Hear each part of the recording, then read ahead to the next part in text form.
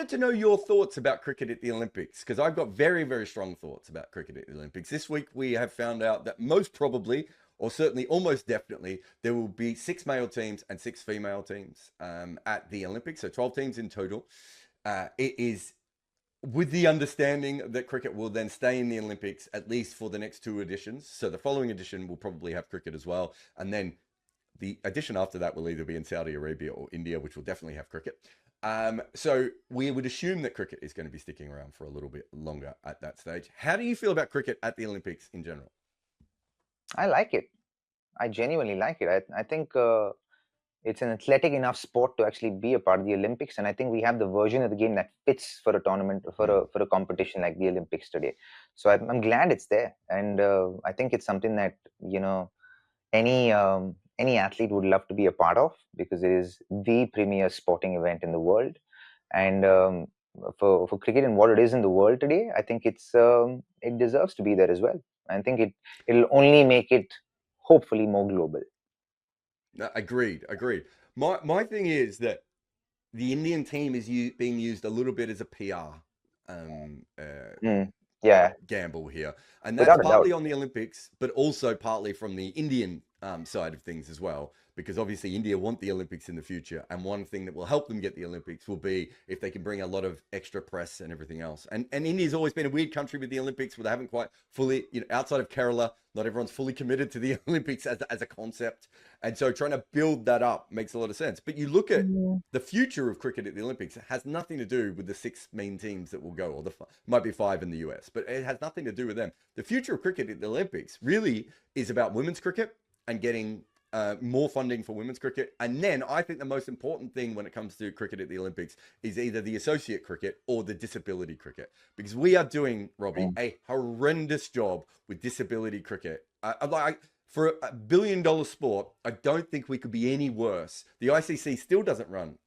disability cricket. You've got the 3 main boards, all like different forms of disability cricket, which means that they're all strong at different things. You've got, I think this is still the case. It was up until recently. There were 2 different disability cricket organizations within India who weren't completely aligned with each other. It's a mess. And when they played the World Cup in 2019 in England, they weren't allowed to call it a World Cup because it wasn't an ICC event. So they had to call it like the Disability World Championship or something. Think about what the Olympics have done for disability sports, right? It's so incredible. And we've have this incredible history of disability in cricket, where they used to play one-armed teams versus one-leg teams, right? Like, Yeah. disability cricket was built into our sport at an early time. So I know there are a lot of people who are like, "Oh, how's this going to help India, Australia, and England?" It might not. It might help with some sponsorship overseas. I don't know. But where it will help is every other part of cricket, I think, can get a huge boost out of this. But I am a Yeah. little concerned with only having 6 teams for the first time. Eight or 10, I would have preferred, but maybe they just feel they can't fit it in at the first event. I think 8 or 10 teams would be ideal, to be very honest. I also saw that they announced 6 teams. And I think I genuinely feel like, for it to become more popular, it seems like what the Olympics are doing are probably testing waters with cricket, and then to see what kind of traction it brings even to viewership, because it'll add substantially to the viewership of cricket, I think. And I think if the likes of the Virat Kohlis of the world and Rohit Sharmas of the world and Steven Smiths of the world can hang on to their careers at that point in time, and extend their careers to that point in time, then it will do a world of good for cricket in the Olympics. As far as But they won't play. None of those three. None of those 3 will play, though, will they now? Because they're all retired from their T20 sides, aren't they? yeah, you never know. He might one of them could one or two of them could just come back just for the Olympics, eh? Can I be honest? I think Virat Kohli is a big reason why cricket is in the Olympics, because I think Perhaps. they wanted specifically Virat Kohli because of the amount of, media frenzy and everything. And also I know this sounds weird, but also to have LeBron James and Serena Williams and Virat Kohli, like they want they want Ronaldo, they want Messi. They kind of want the top player from each sport Each there. sport. And Yeah. yeah, and we've never quite had that at the Olympics, right? We've always kind of had a few players who haven't been there. So I'd be interested if those guys would come back as well. But I talked to some of the LA 28 people when I was in America at the Sloan conference, and they are really excited about cricket because, for them, it's a whole new sport that they know is massive, but Americans don't Mm. really know that much about it. In fact, The Athletic did something this week where they said the top sporting records that'll never be broken, and I went through it looking for Bradman, right? And I Mhm. was like, oh, he's not here. And so there's still that element of America not quite fully developing it, but they understand that cricket is huge, but they don't quite Mm. understand how to engage with it. And yet Mm. through the Olympics, they're gonna have to do something, right? Yeah, I think the perfect version for the Olympics and the American people in general would be the T10 version of the game, because it'll be very similar to baseball. So it'll capture their attention, and it's done in an hour and a half. It's like watching a movie for them. Yeah, It's okay. mash bang boom and done, Can right? I can I push back And on then this? once they get used to that version of the game, then you introduce them to T20, and Yeah. then so on and so forth. Let's see if 50-over cricket lasts till 2036.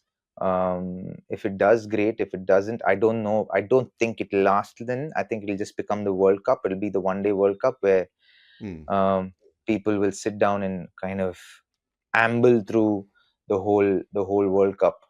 It'll be like a slow trot, to be very honest. If mm, But I think that's what it can be. It can be put down to in the end, or create another, like Sachin Tendulkar one point mentioned that maybe we should do a 2 innings, 25 overs, one-day cricket yeah. game. That would be complex again. Our game is complex as it is, but I don't know. I'll go for that. But they'd have to do something with one-day cricket because it's not sustainable in the long run. I don't think so, at No. least. One day cricket's dead.